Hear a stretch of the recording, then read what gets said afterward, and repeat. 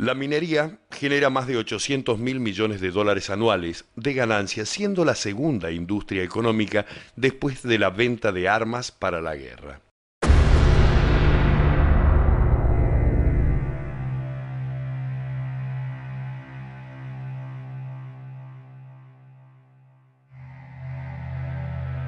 Solo 5 empresas controlan todos los recursos minerales en el mundo.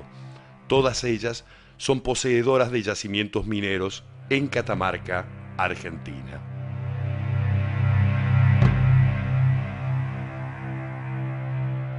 Acechar significa construir una trampa para dañar.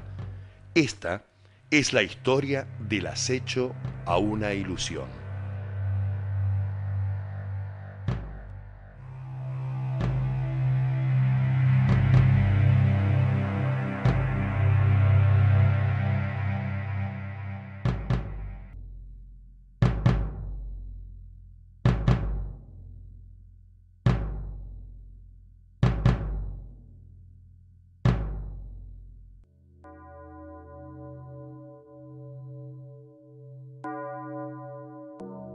La gran cantidad de ricos minerales de la provincia nos hicieron pensar que lograríamos rápidamente el progreso. Algunos emprendimientos mineros encarnaron ese sueño.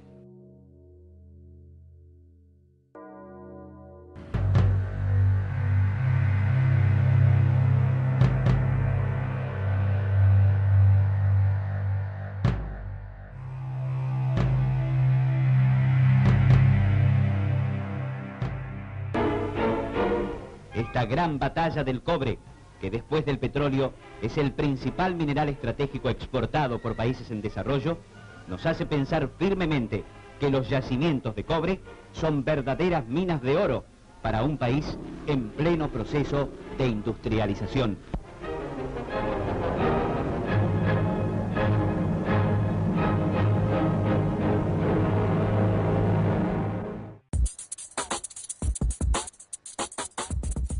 En la década de los 90, el expresidente Menem le prometió a los argentinos ingresar al primer mundo de la mano de los grandes capitales. Compulsivamente fueron privatizados todos los servicios públicos y entregadas las empresas nacionales que explotaban los recursos naturales. En este marco se modificaron y aprobaron las leyes mineras nacionales, las cuales fueron redactadas según las exigencias de las grandes empresas. Al mismo tiempo, en estos años, se registraron los números más altos de la historia en desocupación, pobreza y marginación.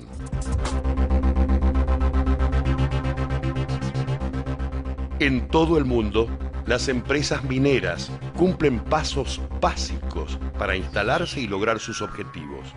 Uno de ellos, entrar silenciosamente con la complicidad de los gobiernos.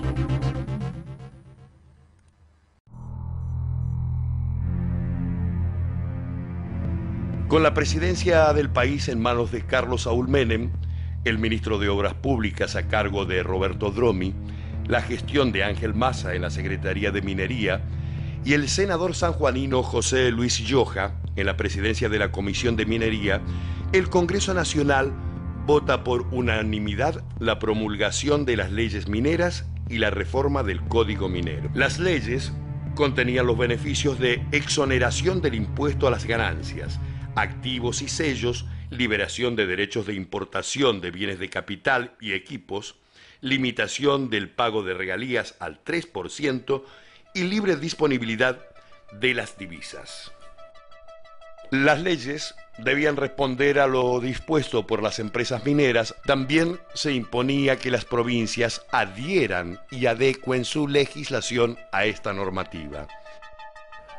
Y básicamente lo que se avecinaba era que la provincia se estaba adhiriendo a una ley que no estaba reglamentada. Esto me parece clave. Es decir, era una ley nacional que la nación no la había reglamentado y la mandaba a las provincias mineras para captar inversión, la adhesión. Y nuestra advertencia era de que si el 3% constituía una cachetada a la soberanía de nuestro pueblo. Si no se tomaban esas precauciones, Catamarca iba a ser despojada. El día previo a la votación de la adhesión de Catamarca a dichas leyes, la Nación, IMAD y las empresas extranjeras presionan en conjunto a los legisladores provinciales.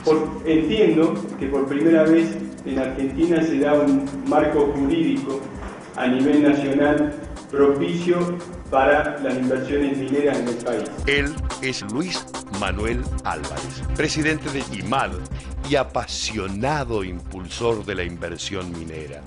Comprometiendo el futuro de generaciones de catamarqueños. Entonces, para mí particularmente, esa es la pregunta que todavía no me puedo responder, porque ellos vinieron con una regalía de hasta el 10% y hoy se quieren ir, hasta nos amenazan con salir de acá e ir a otros lugares, porque les queremos fijar un 3%.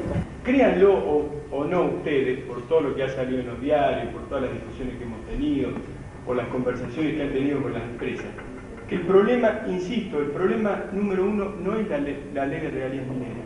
Y muchas empresas estarían dispuestas a pagar el 4% de las regalías mineras, por ejemplo.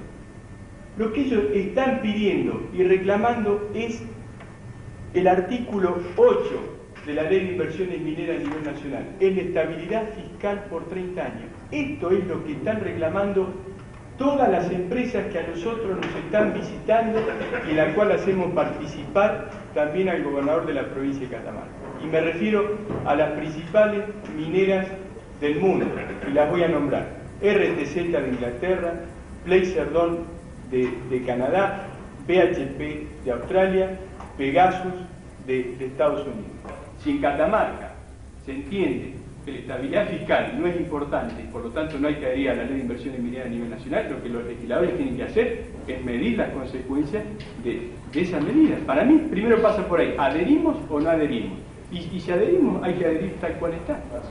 Me quedaría corto la palabra extorsionar a la legislatura en nombre de que si la provincia no adecúa su ley provincial de regalía a la ley nacional, los capitales extranjeros se fugarían y por lo tanto la provincia quedaría con sus capitales mineros dormidos, la provincia empobrecida, etc. Que han presionado primero haciendo lobby sobre el gobierno nacional para hacer una ley nacional de minería dirigida a asegurar superbeneficios, porque la ley nacional la exime completamente de toda forma de pagos impositivos. Podemos llegar a la conclusión de que acá en la provincia carecemos de los datos concretos para realizar un correcto análisis.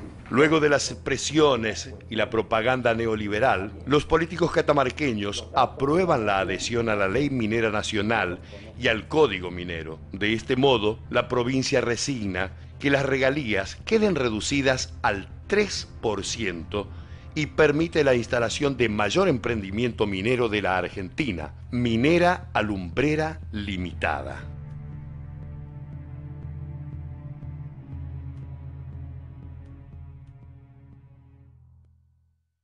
El derecho de explotación fue licitado por Musto Corporation a la provincia por $7 millones en el año 1992.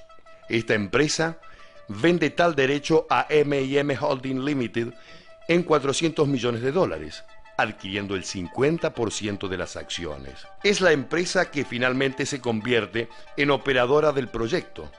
Luego, Nord Limited y Rio Algon, ambas de capitales canadienses, compran a Musto todas sus acciones en 1995.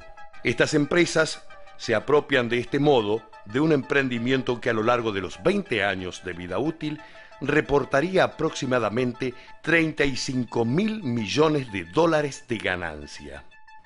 Para estos fines, y no los del pueblo, se impusieron las leyes mineras.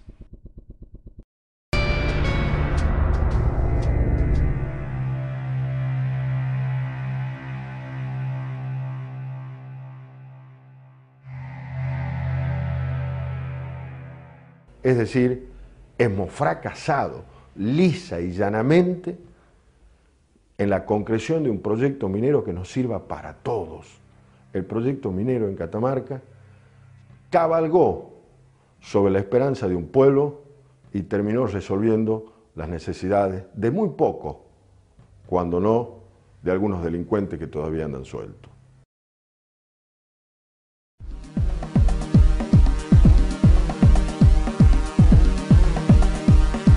Para la instalación de Minera Lumbrera se invirtieron 1.350 millones de dólares en su puesta en marcha en 1997. En 20 años de vida útil, explotará 752 millones de toneladas de mineral, transportando 1.149 millones de roca estéril para lograr una producción de 3.300 millones de toneladas métricas de cobre y 12 millones de onzas troy de oro. Para su funcionamiento instaló una línea de alta tensión eléctrica de 220 kilómetros que la convierte además en el mayor usuario de energía del país. Un ferrocarril de 750 kilómetros que atraviesa 4 provincias hasta el puerto propio de la empresa. Un mineraloducto de 230 kilómetros utiliza 100 millones de litros de agua para la purificación y el transporte del material. Es la segunda mina de oro y la quinta de cobre en el continente. Todo lo que se extrae es procesado en Australia, Japón y Nueva Zelanda. La explotación se realiza a cielo abierto en un hueco que llega a los 800 metros de profundidad y los 5 kilómetros de diámetro. Realmente teníamos grandes expectativas y nosotros apoyamos este emprendimiento, en su momento lo apoyamos.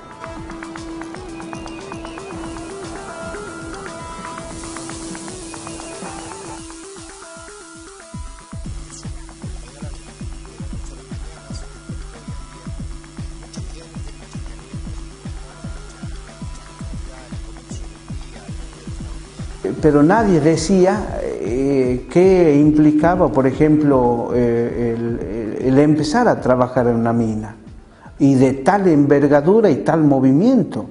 El gobierno hablaba de que íbamos a tener 20.000 puestos de trabajo, después decían 10.000 y en el mejor momento hubo 5.400. Después quedó en 1.200 la planta permanente. Toda la gente que prácticamente que vino a trabajar ahí en La Lumbrera los primeros 6 años, el 90% eran de fuera. Y la gente que tenían para trabajar de Catamarca eran para servicio de limpieza o muy de segunda o tercera categoría.